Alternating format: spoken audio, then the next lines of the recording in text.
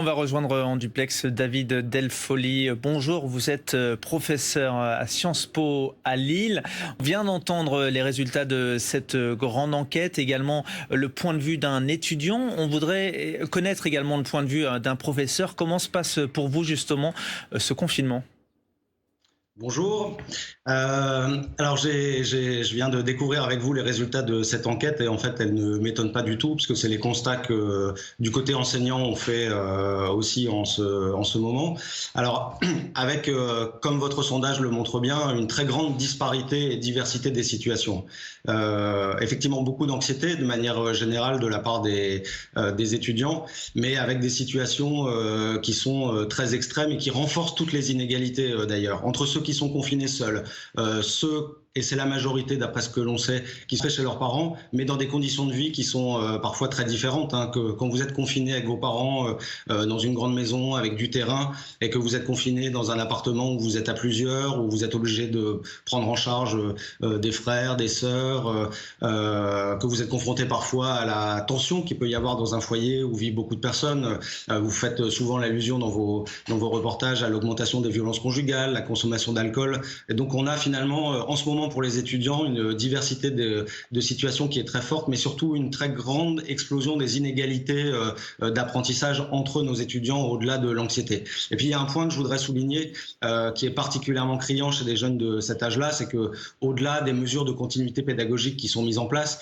et il faut que je souligne la grande mobilisation qu'il y a aujourd'hui dans l'université de la part des enseignants pour maintenir cette continuité pédagogique. On parle beaucoup national et du primaire ou du secondaire, mais il y a la même mobilisation très forte de la part de l'ensemble du corps enseignant dans le supérieur, mais ce qui rajoute une difficulté pour des jeunes de cet âge-là, c'est que l'horizon, c'est pas seulement l'année d'après ou la suite des études, c'est l'insertion professionnelle. Et les discours qui sont faits en permanence sur l'imminence d'une très grosse crise économique, effectivement, compliquent pour cette génération en termes de charge mentale, en termes d'anxiété, en termes de peur du lendemain, les choses. Et c'est finalement, moi, ce que je remarque dans les échanges avec mes étudiants aujourd'hui, plus que l'imminence du confinement et demain les examens et la manière de valider leur année, c'est ce qui va se passer après. C'est effectivement ce que révèle cette enquête, à la fois que 3/4 des personnes le vivent plutôt mal. Et rapport à l'avenir, vous-même, vous faites un suivi psychologique avec vos élèves.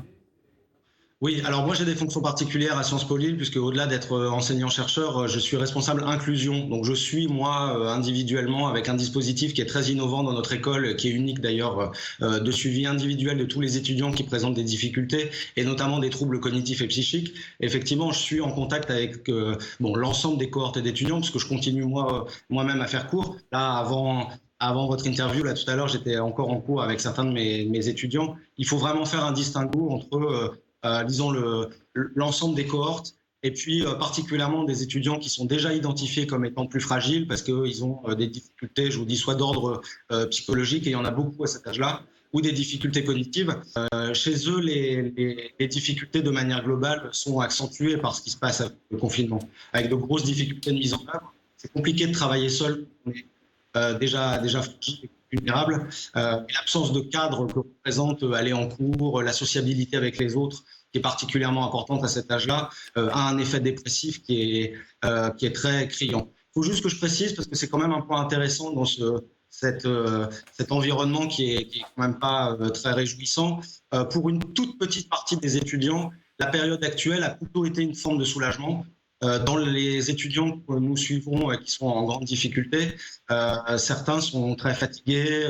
Les interactions sociales du quotidien représentent une charge mentale qui est très lourde, et la possibilité d'être un peu protégé du coup avec le confinement, pour une petite minorité d'entre eux, ça a plutôt eu tendance à avoir quelques bienfaits. Mais globalement, effectivement, on est dans une situation qui commence à être préoccupante. Et plus le confinement se prolonge, et plus les difficultés augmentent. Merci beaucoup, en tout cas, David Delfolly, d'avoir été avec nous en duplex et d'avoir décrypté effectivement cette grande étude concernant les jeunes de 18 à 30 ans.